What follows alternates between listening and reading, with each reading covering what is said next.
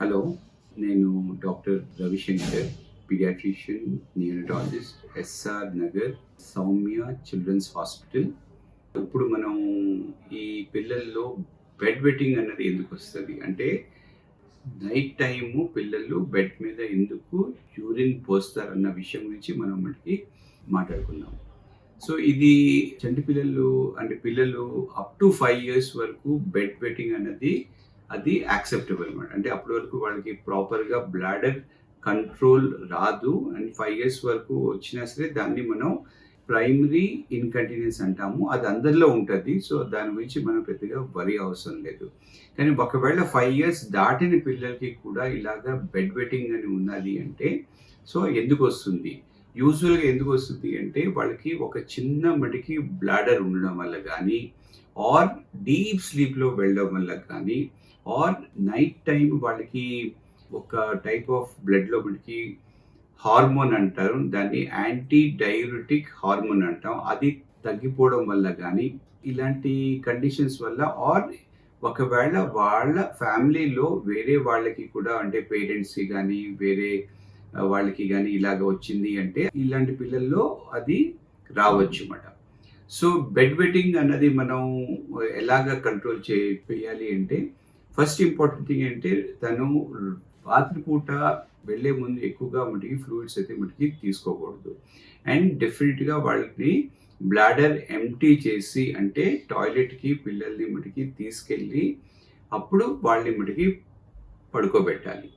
కొంతమంది పిల్లలకి constipation problem కానీ ఆర్ వామ్స్ ప్రాబ్లం అంటే ఈ నులుపురుగులు కానీ ప్రాబ్లం ఉన్నా సరే ఇలాగ మటుకు ఉండొచ్చు. సో అటువంటివి ఏమైనా కానీ ఉంటే ఇష్యూస్ ఉంటే దాన్ని కూడా మనం దానికి ట్రీట్మెంట్ ఇవ్వాల్సి వస్తుంది. అండ్ ఒకసారి వాళ్ళు పడుకున్నాక నిద్రలోంచి లేచి వాళ్ళని లేపి వాళ్ళకి టాయిలెట్కి ఒకసారి తీసుకెళ్లాల్సి వస్తుంది. సో దాంతో ఏంటంటే వాళ్ళు బెడ్ వెట్టింగ్ చేయకుండా ఉంటారు. అండ్ ఇవన్నీ కూడా మనం ఈ నాన్ మెడికేషన్స్ వల్ల మనం కానీ ఇలాంటివన్నీ మనం కానీ ప్రయత్నించాక కూడా ఈ బెడ్ వెట్టింగ్ అని ఆగటం లేదు అంటే మనం దీనికి కొన్నాళ్ళు మటుకి వాడచ్చు. దాన్నే మనం ఒక ట్యాబ్లెట్ అంటాము, ట్యాబ్లెట్ కానీ స్ప్రే కానీ ఇవ్వచ్చు. దాన్నే డెస్మోప్రెసిన్ అంటాము. ఇలాంటి మందు ఇవ్వడం వల్ల రాత్రిపూట మనం ఇవ్వడం వల్ల వాళ్ళకి ఈ బెడ్ వెట్టింగ్ ప్రాబ్లం అన్నది ఉండదు. అండ్ కొన్ని ఇయర్స్లో ఇది స్లోగా వాళ్ళకి మటుకి ఇంప్రూవ్మెంట్ వచ్చేస్తుంది. ఒకవేళ అంటే వాళ్ళకి ఇలాంటి మందులు ఇచ్చే ముందు వాళ్ళకి ఏమన్నా ఎటువంటి టైప్ ఆఫ్ న్యూరలాజికల్ ప్రాబ్లమ్స్ ఏమైనా ఉన్నాయా అంటే స్పైన్ రిలేటెడ్ కానీ ప్రాబ్లమ్స్ కానీ ఏమైనా ఉన్నాయో లేదో అది ఖచ్చితంగా మనం మటుకి ఒకసారి చూసుకోవాలి. అండ్ చూసుకొని అది కానీ లేకపోతేనే ఇలాంటి మందులు మనం ఇచ్చి దాన్ని కంట్రోల్లో ఉండొచ్చు. అండ్ ఇంకోటి ఏంటంటే స్ట్రెస్ వల్ల కూడా ఇలాగ మటుకు అవుతూ ఉంటుంది. కొంతమందికి మటుకు బాగా ఇన్ ద డే టైం అంటే యాంగ్జైటీ, సాడ్నెస్, డిప్రెషన్ ఇలాంటివి ఏమైనా ఉన్నా సరే కూడా అది మటుకి ఇలాంటి బెడ్ వెట్టింగ్ ఇష్యూస్ అట్లాంటి పిల్లల్లో ఎక్కువ ఉంటుంది.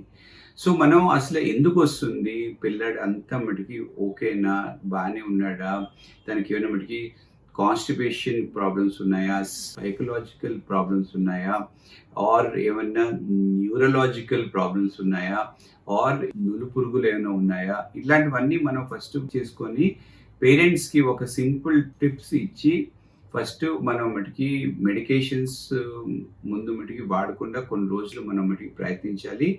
అలాంటి పక్షులు అంటే ఇలాంటి మనం ట్రై చేసినా వాళ్ళు కానీ ఇంప్రూవ్మెంట్ రావటం లేదు అంటే అప్పుడు మనం మటుకి ఈ మెడికేషన్స్ వాడి దాన్ని కంట్రోల్ అయితే చేయొచ్చు. ఫ్యూ మంత్స్ మెడికేషన్స్ వాడాక యూజువల్లీ సైకిల్ అనేది బ్రేక్ అయిపోతుంది. ఇంకా వాళ్ళకి బెడ్ వెట్టింగ్ చేయాలనిపించదు. ఇంకా వాళ్ళు స్లోగా ఇంప్రూవ్మెంట్ వచ్చేస్తుంది. Thank you.